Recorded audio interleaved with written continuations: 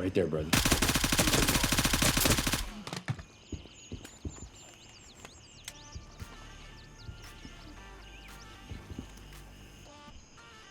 Oof.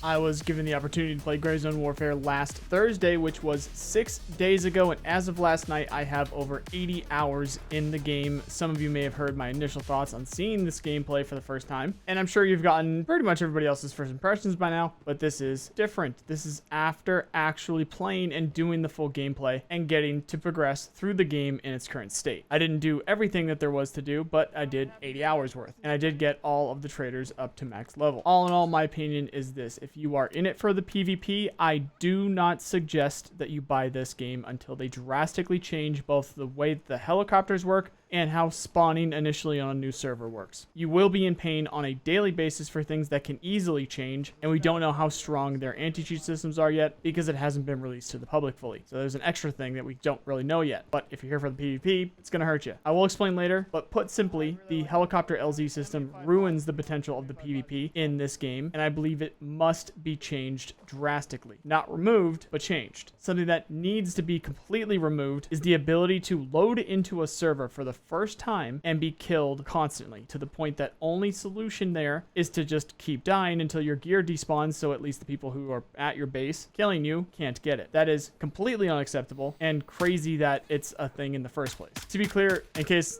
I wasn't, and in case you guys aren't believing me, you can load up for the first time of the day, log in, and be killed instantly without any warning whatsoever, and lose everything that you have on you in your own base. It'd be like playing Tarkov, going into your hideout, and being shot in the forehead. Literally. This is another thing that can easily be changed. The devs are working on it apparently, but as I said, if you are into this game for the PvP, or you're going to be into the game for the PvP, I do not suggest that you buy it until both the vulnerable spawning at the base is removed, and I understand that a change can happen there, but just the ability to die when you are logging in for the first, you have no information on what's going on at that base. You're just simply trying to get into the game, and you can be killed. That can't happen.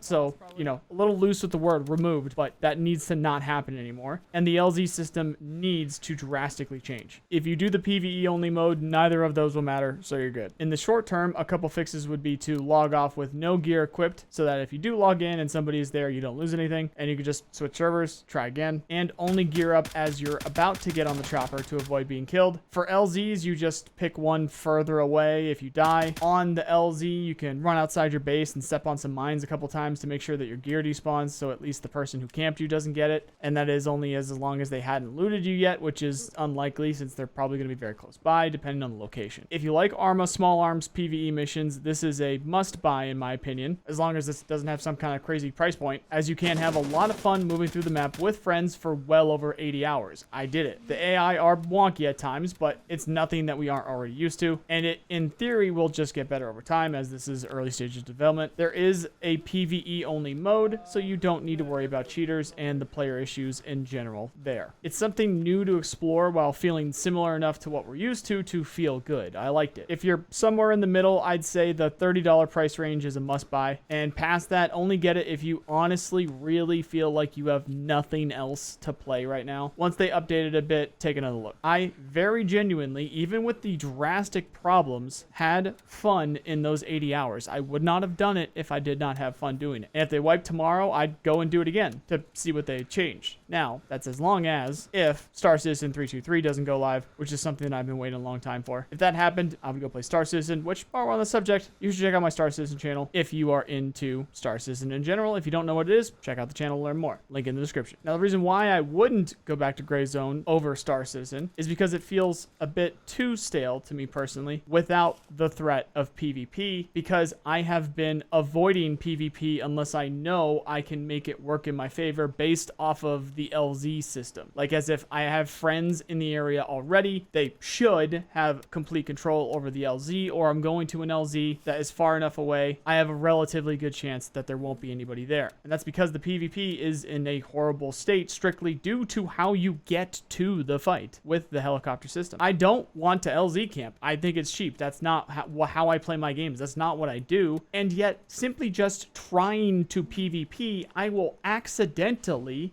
be at LZs or right next to them when an enemy is landing. They are way too close to the points of interest. And if you're waiting for somebody, like if you're waiting for your friend to get there, you are sitting on an LZ that the other enemy players are going to have to use if they choose to pick it, but they don't know you're there, so they pick it. What am I supposed to do? It's impossible. And on live servers, people will simply do that all day long and farm gear. It's going to happen. As somebody with thousands of hours in Arma, these AI feel the exact same to me, and I was able to figure them out instantly. Once I got a solid optic and ammo on my rifle, I was able to easily solo farm the most dangerous locations on the map and simply go back and do it again if I had failed at some point, because my gear would still be there on the ground. There's only so much that you can do with AI, and if you're an Arma vet like I am, you've figured these types of AI out. The way to get past that is PvP, because while we always know what an AI will do eventually after we play with them a bit, we can never be sure what a player will do next. And there is super good potential in this game to have a very good mix with that, like there is with Tarkov. The AI are always a threat, and you never know what a player is going to do next, so you have to keep it in balance. In reality, for this game, players are a constant threat. The devs who said that you could play for hours and not run into another player were not doing the tasks, because right after the starting area, you can and will often run into other players from opposite factions. From that point, you will start to worry only about one thing: the helicopter landing zones. For those who don't know, the way helicopters currently work is that there are 4 per faction. At any given moment, and if there is one available, you can be ferried to a different location of your choosing, as long as you don't already have a helicopter out for your squad. Once you confirm to be picked up, you cannot cancel the trip until the helicopter has completed the entire journey both ways. So you can and will mess up from time to time or change your mind and have to wait 15 plus minutes for a helicopter to come pick you up if you are on a full server. Those being the worst cases possible, though, because again, if you're on a full server, then all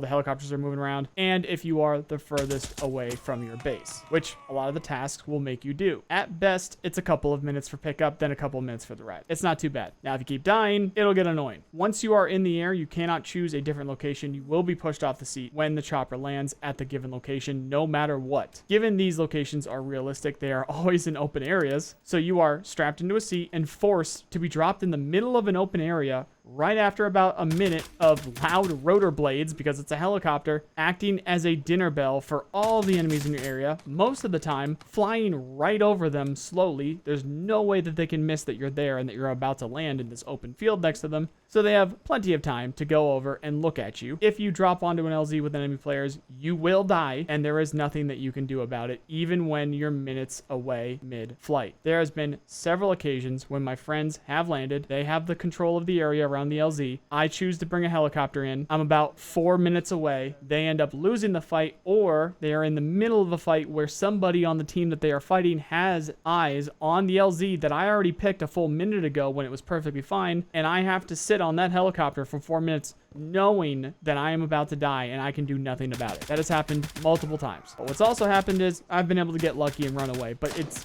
really, if a player on the enemy team has good eyes on an LZ, you are going to die, and there is nothing that you can do about it. That is crazy. But to be clear again, they said that they've come up with, they said that they are coming up with some solutions, but the fact that that's even a thing in the general, the combination between the way that the LZs work and the thing back at if somebody raids you and you can be killed spawning, I kind of don't trust them for the first couple of iterations. I really want to see what they think a fix would look like. So there are a ton of fixes for this system, and the devs have already said they're rethinking it and reworking it. I trust that they will at some point, as it is a concrete point of contention in terms of the must change items from the early testers. Past that, the PvP feels like just much cleaner Arma PvP, and I like it a lot. You have all the room in the world to maneuver around your enemies, stalk, and plan attacks. It's fantastic. If they figure out the helicopters, this genuinely will be one of my favorite games for real. This is coming from someone who doesn't need to play a game for 1,000 hours a year or more in order to say that I like it, or to say that it's not a dead game, or to say that it's trash. Because in reality, there is a lifespan to this thing. I think, depending on how often they wipe it or what's going to be going on that side of things, and depending on what they do with game modes, depending on what they do with content in terms of if they add new areas, if they add new weapons, if they add new task lines, what they do with Ground Zero, which is the radiated area in the middle, depending on a lot of things, this is going to have a shelf life, because the vast majority of the gameplay is PvE, and because of, again, with my time with Arma, that has a somewhat shorter shelf life for me, because I've done so much of that already. I've